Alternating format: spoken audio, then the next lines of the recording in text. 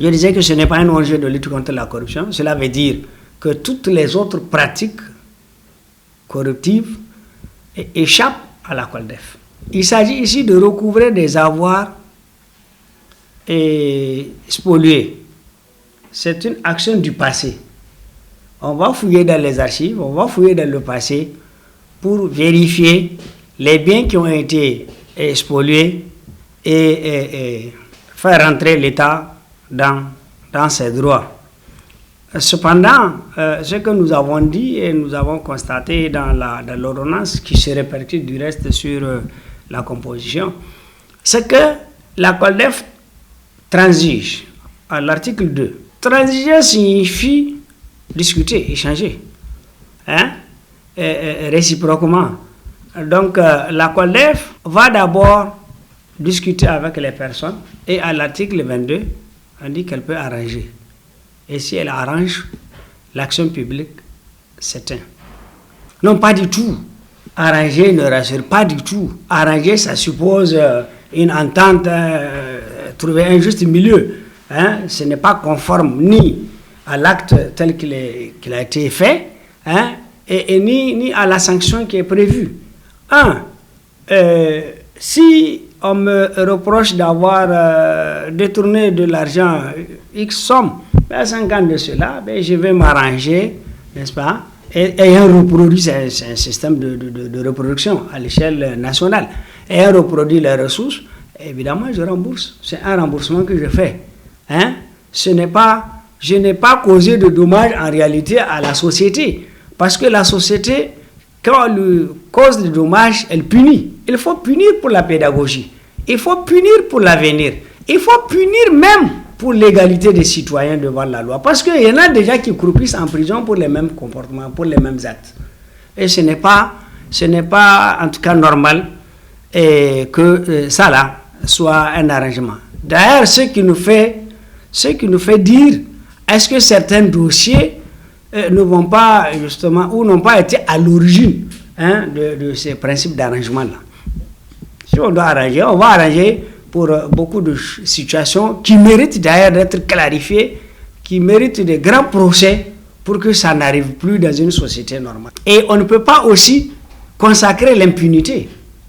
De toutes les façons, même quand vous allez en justice, vous allez rembourser.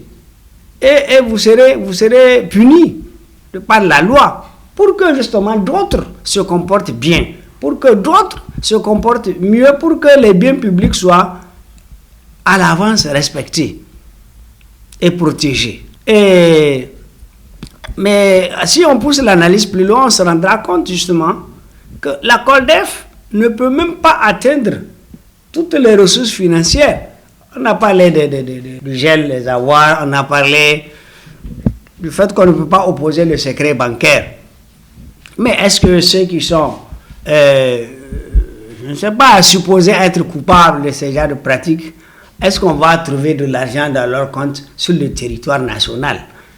C'est une affaire de grandes personnes, c'est des gens avertis, peut-être même mieux avertis que ceux qui ont créé la COLDEF. Ils sont plus cultivés que ceux qui ont la COLDEF, ils s'entourent de beaucoup de garanties, de banquiers, de juristes, etc. Pour déplacer l'argent. Est-ce que la COLDEF, qui est d'ailleurs, je dirais, occupée par des personnes inexpérimentées, par des personnes qui ne sont pas du domaine, par des personnes qui n'ont pas le flair. Imaginez, même les spécialistes, pour aller dans les paradis fiscaux, détecter des ressources qui ont été enfouies quelque part, ce n'est pas facile. Vous vous rappelez qu'il y a 2 ou 3 jours, on a continué à parler encore des avoirs de Sani Abacha. Imaginez un pays puissant, aussi puissant que le Nigeria, avec des ressources humaines de qualité, des ressources financières, qui peut aller partout dans le monde. Évidemment, jusqu'à présent, on n'a pas fini avec les ressources de Sani Abacha. Ce n'est pas la COLDEF qui peut finir avec les ressources des grandes personnalités de ce pays-là. Bon, c'est peut-être pour défendre la COLDEF, mais il est clair que la COLDEF n'est pas liée à la Convention des Nations Unies. La Convention des Nations Unies, c'est l'outil important qui nous permet de l'opposer à n'importe quel pays qui abrite ses capitaux. C'est cet argent qui a été déposé. Si vous prenez la Convention des Nations Unies, évidemment, le pays est obligé de tempérer. Mais la COLDEF n'est pas conforme à la Convention des Nations Unies. La COLDEF, c'est une invention locale. Les membres de la COLDEF, ils prennent seulement devant celui qui les a créés, pas devant même la justice. Et celui qui les a créés a un droit de regard sur même leur règlement intérieur, comment ils vont fonctionner. Vous voyez que c'est trop local. C'est trop local et je précise encore, bon, je ne connais pas en tout cas tous les membres de la COLDEF, mais je sais quand même qu'il y a beaucoup de gens qui, même en situation normale, ne peuvent pas trouver de l'argent dans ce pays, là où c'est caché. Je le sais très bien.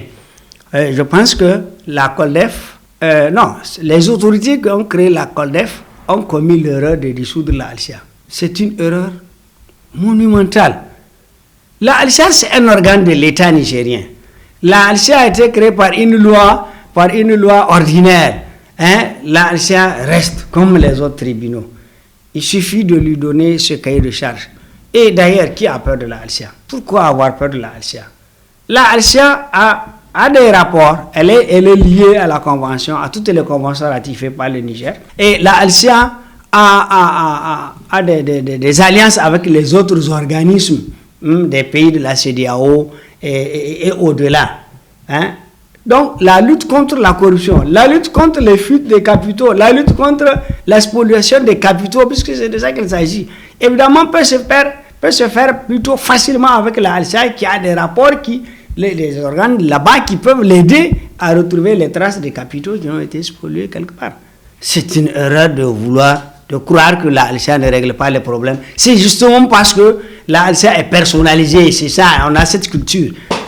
La ALCIA, c'est un organe de l'État nigérien, c'est un organe républicain, c'est un organe qui correspond à ce travail-là.